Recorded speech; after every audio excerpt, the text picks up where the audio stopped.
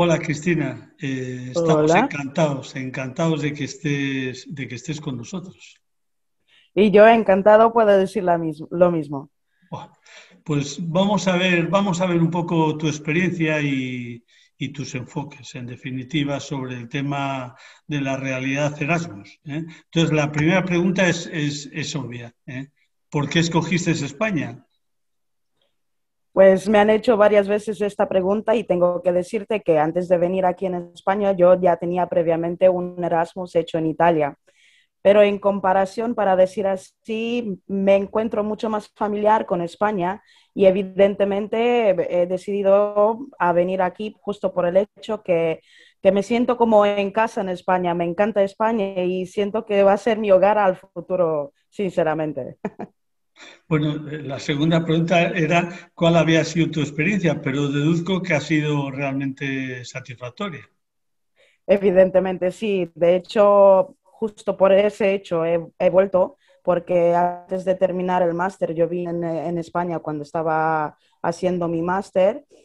Durante la experiencia fue fantástica, evidentemente. Aquí en Cantabria me he sentido como en casa, acogida siempre por gente muy buena de corazón y no sé, he encontrado un núcleo, para decir así, pero he decidido volver justo por el hecho que aquí he encontrado la gran mayoría de mis amigos, para decir así, gente que me impulsa y gente con cual siento que puedo continuar a futuro.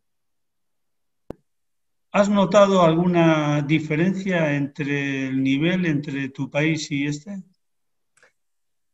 Diferencias tan grandes, no. Diferencias culturales, sí, porque al fin y al cabo, desde mi experiencia, también he estudiado en varias ciudades europeas y varios sistemas educacionales.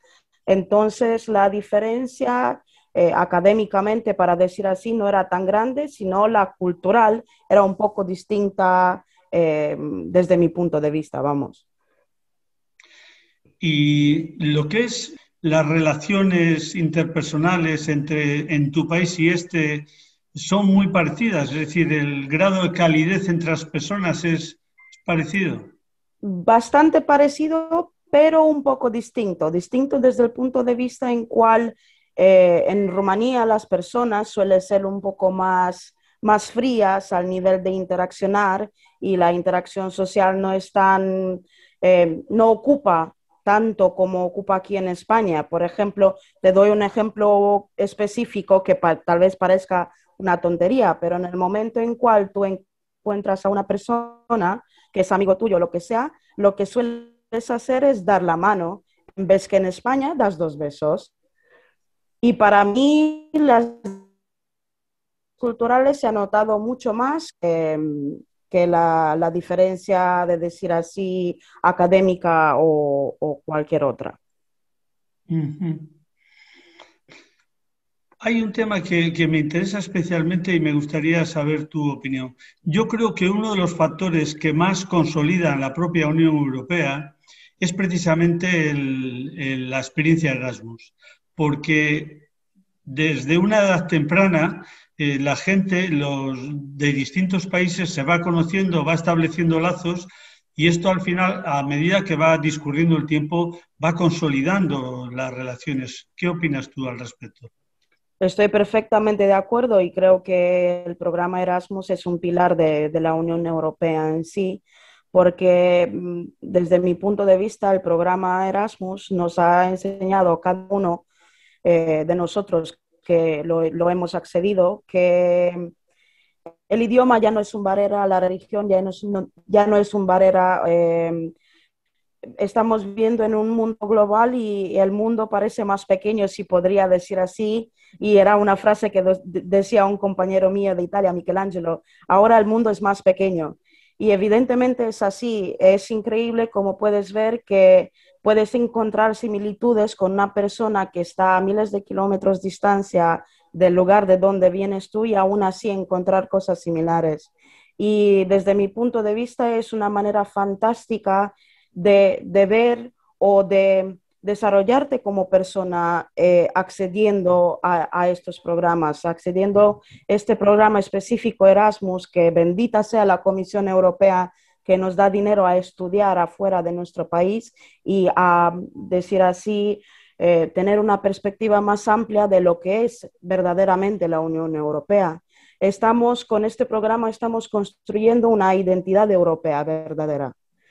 Y desde mi punto de vista es fundamental que cada estudiante acceda a este programa y lo viva en sí, porque Erasmus es un estilo de vida. Es algo que mi generación en particular creo que no echan falta porque no lo ha tenido, pero realmente ves que es muy importante. Y yo creo que este es el comienzo de una red europea que se va consolidando en el día a día. Y efectivamente interconecta varios factores y varias ideas. Al fin y al cabo, uno de los principios de la Unión Europea es que estamos unidos en diversidad. Entonces, en el momento en cual tú estás viajando en otro país y te estás adaptando a cualquier otro sistema que te saca de tu zona de confort, estás aceptando la diversidad y la novedad en tu vida. Empiezas a pensar globalmente y evidentemente así ampliando tu perspectiva y ampliando tus ideas, tu manera de pensar y absolutamente todo. Ahora estamos en unos meses en los cuales se está desarrollando lo que se llama la Conferencia sobre el Futuro de Europa. Se está debatiendo en distintos países, en nuestra comunidad en particular ha empezado el debate. Me gustaría saber qué visión global tienes de la Europa actual. Es una buena pregunta. Yo desde mi perspectiva y desde mi punto de vista considero que ahora mismo en lo que deberíamos apostar, evidentemente, debería ser una Europa más verde, una Europa más digital, una Europa más interconectada, más desarrollada y con una calidad de vida donde, por ejemplo, la ciudad en cual vivimos se adapte al estilo de los ciudadanos, sino los ciudadanos al estilo de la ciudad.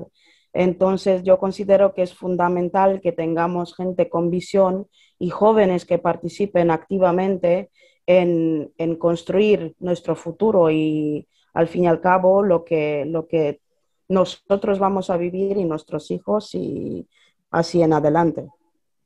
Al hilo de lo que has comentado, ¿tú consideras que tu generación está suficientemente mentalizada con relación al cambio climático? Desde mi punto de vista, diría sí, no. Es complejo, es muy complejo, porque es verdad que el cambio empieza desde lo más pequeño a lo más grande, evidentemente, y creo que cada uno de nosotros debe contribuir en su manera y como lo sabe mejor a un futuro donde, pues evidentemente no tengamos estos problemas que, vamos, en unos años lo vamos a ver realmente, que es un cambio real, no es algo ficticio y evidentemente cada uno de nosotros debe contribuir en su manera.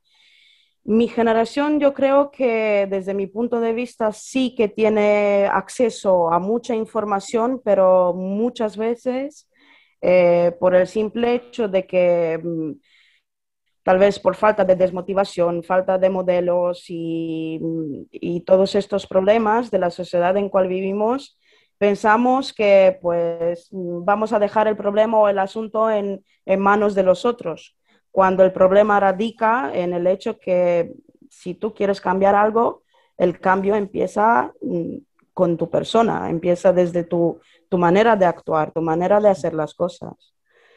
Y yo considero que por una parte sí tenemos mucho acceso a la información, pero muchas veces no sabemos qué hacer con esa información. A veces el exceso de información es la fuente de la desinformación, la verdad, ¿eh? Efectivamente, porque tal vez antes nuestros abuelos o nuestros padres sí que no tenían tanto acceso como nosotros, que tenemos la información en la palma de la mano y tenían que irse a bibliotecas y buscar libros en diferentes lugares para informarse. Y nosotros ahora mismo tenemos el teléfono en la mano, estamos rodeados de información, pero no hemos aprendido a ser un poco críticos, a ver detrás de esa pantalla, a verificar las fuentes de donde nos viene la información. Uno tiene que aprender a ser un poco crítico con lo que lee, con lo que ve. Entonces, evidentemente, cuando, como decías tú, cuando hay mucha información, también hay mucha desinformación. Bien, muy buena reflexión, Cristina. Bueno, pues ha sido un placer y seguro que nos volveremos a ver. Mucho gusto, Paulino, y gracias por la entrevista. Vale, muchas gracias. Hasta luego, Cristina. Hasta luego.